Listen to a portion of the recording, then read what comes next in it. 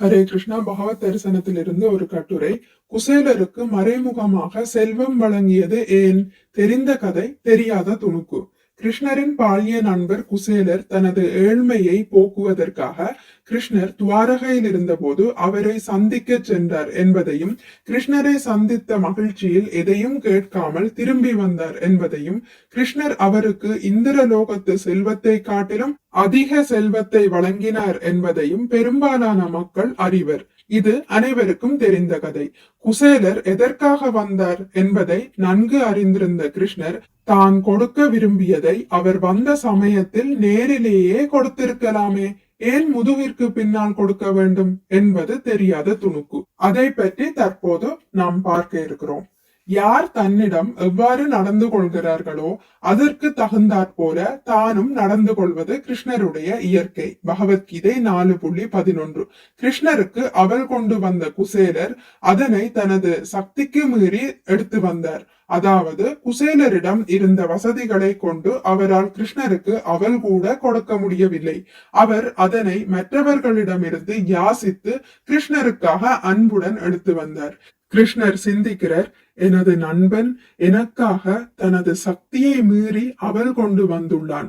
எனக்கு வழங்குவதற்கு தனது வீட்டில் ஏதும் இல்லாத போதிலும் அவன் மிகுந்த சிரமத்துடன் யாசித்து கொண்டு வந்துள்ளான். எனவே நானும் எனது சக்தியை மீறி குசேலனுக்கு ஏதாவது செய்ய வேண்டும் என்று கிருஷ்ணர் நினைத்தார்.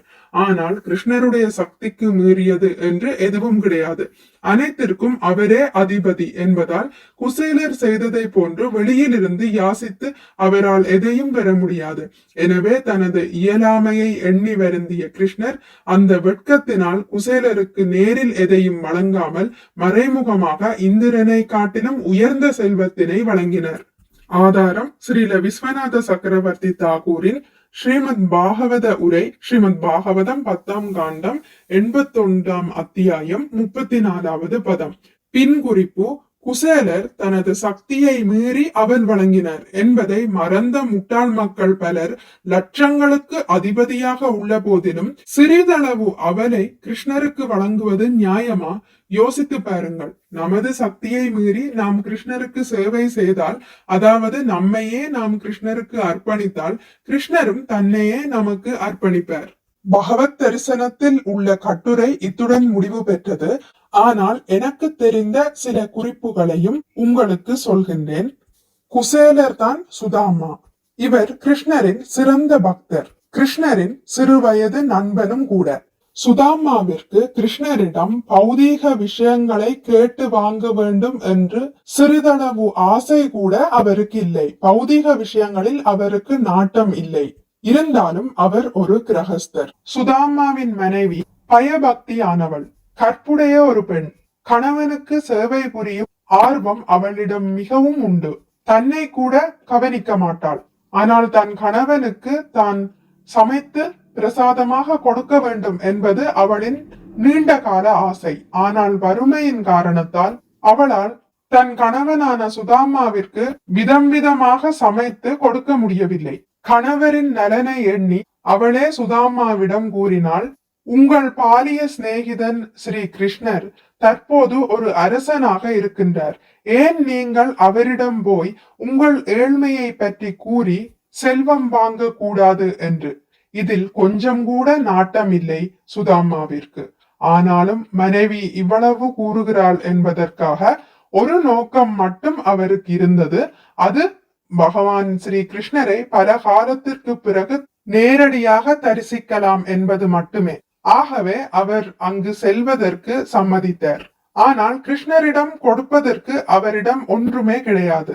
ஆகையால் எப்படி வெறும் கையுடன் போவது என்று எண்ணி அவரும் அவரது மனைவியும் சேர்ந்து யாசித்து சில அவல்களை பெற்றுக்கொண்டனர்.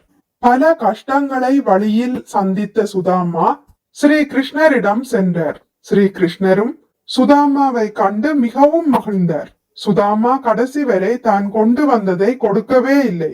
பகவான் ஸ்ரீ கிருஷ்ணருக்கு தரமான விஷயங்களை கொடுக்காமல் எவ்வாறு இந்த காய்ந்து போன அவலை கொடுப்பது என நினைத்துவிட்டு சுதாமா கொடுக்காமல் அதை மறைத்திருந்தார். ஆனால் அனைத்தும் அறிந்த ஸ்ரீ கிருஷ்ணர் சுதாமாவிடம் பலமுறை கேட்டு அவற்றை பெற்றுக்கொண்டு அதை சாப்பிடவும் செய்தார். பகவான் ஸ்ரீ கிருஷ்ணர் ஒருவர் தனக்கு படைக்கும் உணவு தரமாக இருக்கிறதா என்பதை பார்ப்பதில்லை, உள்ளத்தில் அன்புடன் தருகிறார்களா என்பதைத்தான் பார்க்கிறார். ஒவ்வொருவரும் அவரவர்களின் வசதிக்கேற்றவாறு அவர்கள் ஸ்ரீ கிருஷ்ணருக்கு தண்ணியோ பூவோ மன தூய்மையுடன் அன்புடன் ஸ்ரீ கிருஷ்ணருக்கு கொடுக்கலாம். ஆனால் செல்வம் இருப்பவர்கள் தரமான விஷயங்களை கிருஷ்ணருக்கு கொடுக்க வேண்டும். இங்கு ஸ்ரீ கிருஷ்ணர் சுதாமாவிற்கு பல செல்வங்களை வாரி வழங்குகிறார், ஆனால் மறைமுகமாக. அது ஏன் என்றால், சுதாமாவோ பக்தியில் மிகவும் உயர்ந்த நிலையில் இருப்பவர். அவருக்கு எப்படி தாழ்ந்த விஷயமான பௌதீக செல்வங்களை கொடுப்பது என்று ஸ்ரீ கிருஷ்ணர் நினைத்தார். ஆகவேதான் அவர் வெட்கப்பட்டு மறைமுகமாக பௌதீக செல்வங்களை அவருக்கு கொடுத்தார். ஏனெனில் ஒரு பக்தருக்கு பக்தி எனும் உயர்ந்த சுவை, நாம ருசி, பகவான் மீது உள்ள பிரேமை, அதுதான் மிகவும் மிகவும் உயர்ந்தது.